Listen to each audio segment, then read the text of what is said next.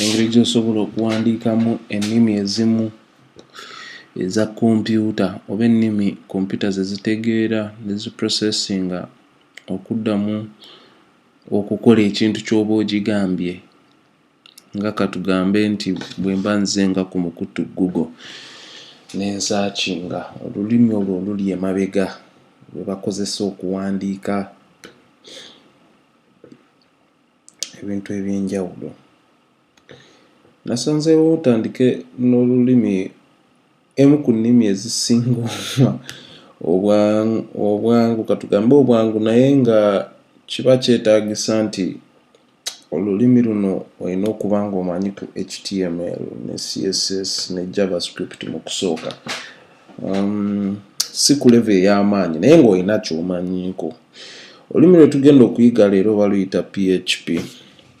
PHP akozesebwa ebitongole amakampani mangi kubanga osobola omuwandiikamu softwares ebika ebiri eby'enjawulo nga desktop, website applications ezo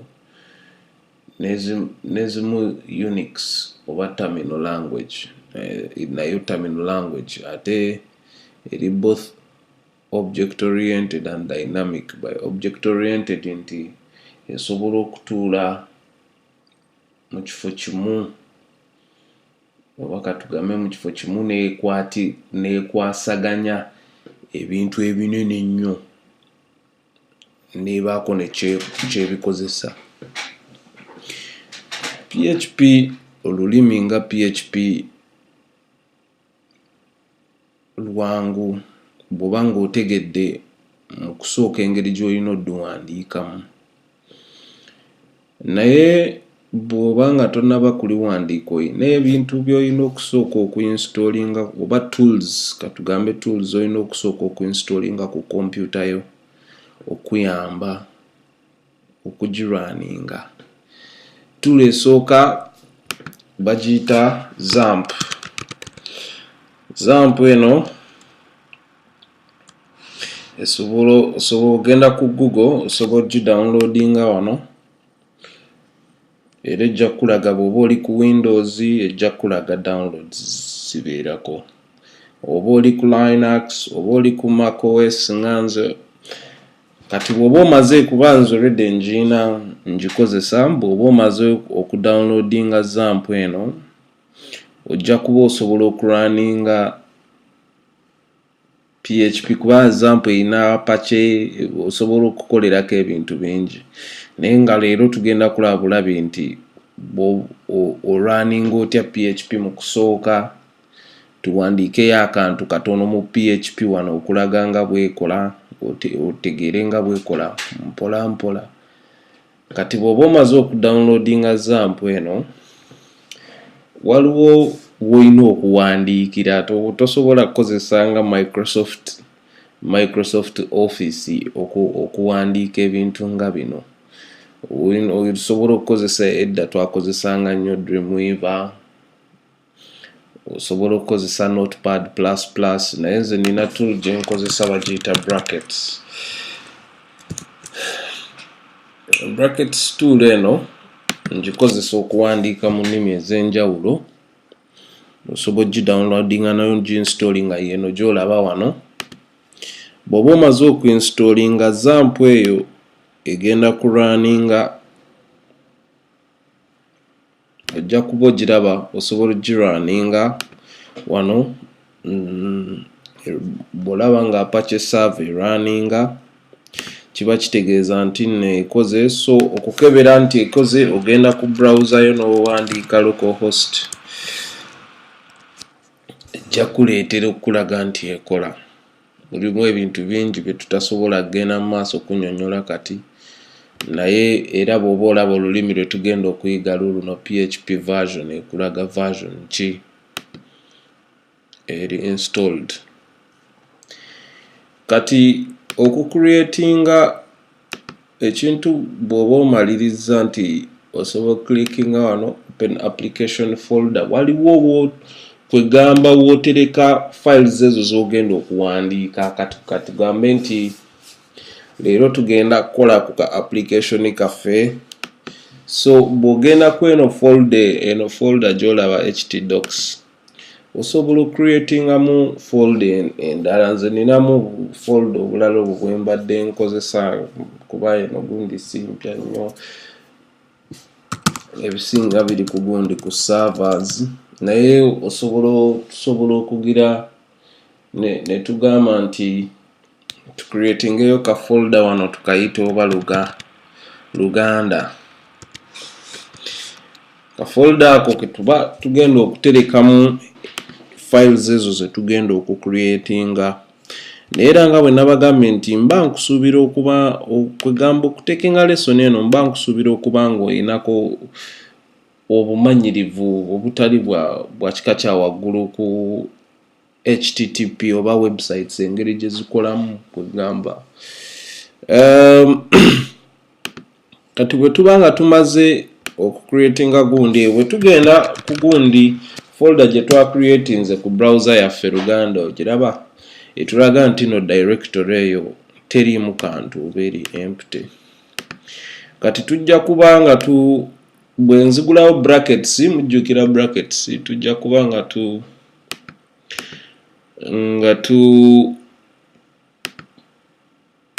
tusobola okugulawo folder eyo yino Luganda teriimu kantu.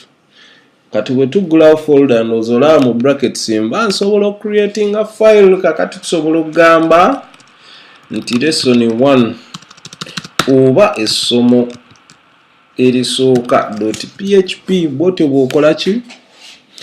Bwotyo bw'owandiika files bw'oba ocreatinga files za PHP. Era bwe nzija wano file tugicreatinze, naye bwe njigulawo teriimu kantu olw'ensonga nti tetulina kye twawandiise.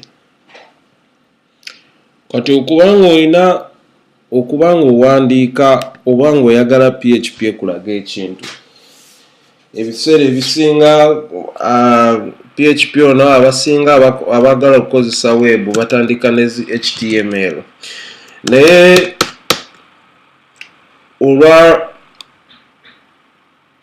olw'engeri gye ngenda obayigirizamu ekyo saagala tukikulirize nnyo kubanga edda nja kubalaga engeri gy'osobola okukwata mu file yonna n'ogifuula ky'oyagala. Kati kye tuba tukola kwe kulaba nti PHP ono bamuwandiika batya, olulimi luno oluwandiika otya, kye kikulu. Gwe okumanya engeri gy'owandiika olulimi kijja kuyamba okumanya nti mu programming ono si muzibu, nti programming abeera kwegamba ze orders oba ngambe orders oba banalikiise ntya mu Luganda z'owa computer okukola oba ebiragiro by'ogamba computer kankuwe ekyokulabirako nti mbadde njagala computer eno ewandiike ekigambo mu eno file, nti omuntu bw'agenda ku eyo file ku website wano ejja mulaga erinnya nga katugambe nti Bobi Wine. Bwe tukiwandiika bwe tutyo computer nesobola otulaga ekigambo ekyo nti ye kubanga njiragidde. Era mu PHP bw'oba ng'olina ekintu ky'oyagala okupresentinga mu maaso eno ku front side eya website okozesa ekigambo echo. Echo is in English mukimanyi nti is to send or to pronounce or to echo out. So bwe ngamba nti echo Bobi Wine era ojja kulaba nga Bobi Wine azze. Nsobola okwongerako ne ngamba nti echo Kampala era ojja kulaba nti bwe tusevinga ne turefreshinga wano. Okay, musonyeweko. Hello? Yes, Simon, how are you doing?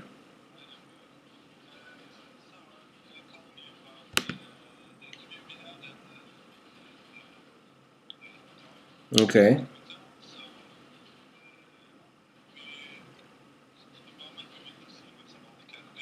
Okay.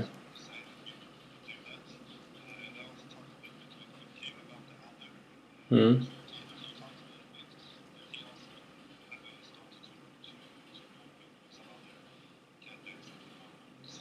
that sounds good.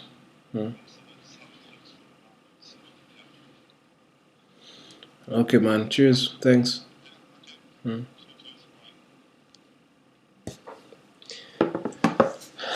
Naye bw'oba olaba nti bw'oba owandiika wano Echo Bobi Wine ejja, ogamba Echo Kampala nejja, olwo mmwe abamanyi HTML osobola okuwandiika HTML munda n'omu message gy'oba oyagala okugira nti kano kapi mwenna abamanyi HTML mumanyi nti no kaba kaki kaku creatinga paragraph Kampala yawukane ku Bobi Wine osobola okukola ekintu kye kimu ne wano.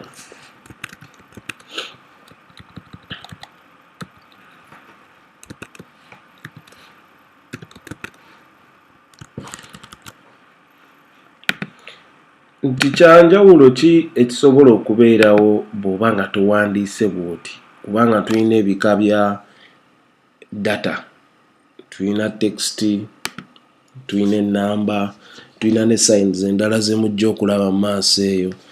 Bw'ojja n'owandiika kano ka sign n'otakateekawo kyekibeerawo, ofuna kye bayita syntax error, nti obadde owandiise ku line 5 obadde owandiise naye oyina syntax, oyina ensobi gy'okoze, so bw'okomawo n'okebera bulungi ojja kulaba nti oba oyina ensobi gy'okoze gy'oba oyina okutereezaamu. So y'engeri gy'osobola ndowooza olaba kompyuta nkigambye wandiika Bobi Wine ne Kampala n'ekireeta. Osobola okuwandiika emirundi gyonna gy'oyagala Echo paka bw'okitegeera bulungi. Kati then omulundi oguddako tujja kugenda ku lesson yaffe ey'okubiri. Mwebale nnyo.